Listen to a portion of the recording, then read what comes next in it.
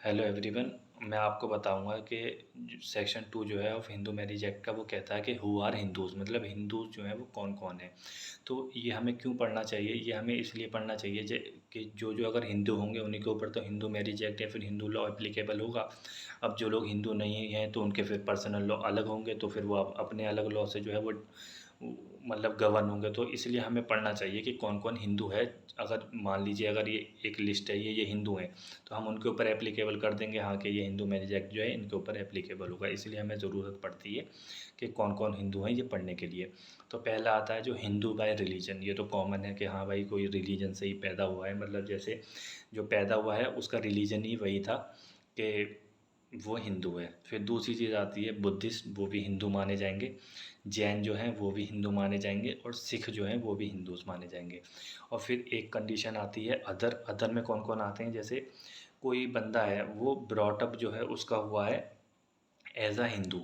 जैसे कि मान लीजिए दो हस्बैंड वाइफ हैं, ये किसी और रिलीजन से, ये किसी और रिलीजन से, लेकिन जो हिंदू रिलीजन वाला है उसने बच्चों को पाला बड़ा करा है, तो फिर वो जो है वो हिंदू का जो है वो ब्रॉटअप हो गया उसका, तो वो माना जाएगा।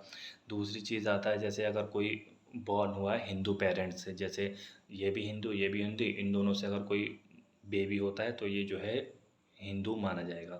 फिर एक आता है जो कन्वर्टेड हुआ है हिंदू रिलीजन में, जैसे कोई और रिलीजन का है वो कन्वर्ट हो गया हिंदू रिलीजन में, तो फिर वो हिंदू माना जाएगा। तो ये मैंने आपको बता दिया। 5 लोग होते हैं जो हिंदू माने जाएंगे। पहला हिंदू बाय रिलीजन, दूसरे होते हैं बुद्धिस्ट, तीसरे होते हैं जैन, चौथे होते हैं सिख, 5वें होते हैं अदर। अदर में मैंने आपको कंडीशन बता दी।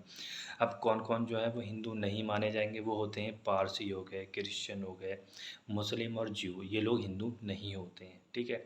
और ये जो हिंदू लॉ है ये हिंदू लॉ जो है वो अप्लाई नहीं होता है शेड्यूल ट्राइब के ऊपर। लेकिन ये जो मैंने आपको बताया था ये 5 लोग हिंदू हैं, तो ये हिंदू माने जाएंगे। लेकिन जब अगर ये लोग ये शो कर देते हैं कि हम हिंदू लॉ से गवर्न नहीं होते हैं और ये प्रूव हो जाता है, तो फिर वो हिंदू नहीं माने जाएंगे। ये खैर अलग कॉन्सेप्ट हो गया, बस आप ये ध्यान रखिए ये 5 लोग जो हैं वो हिंदू होते हैं। Thank you.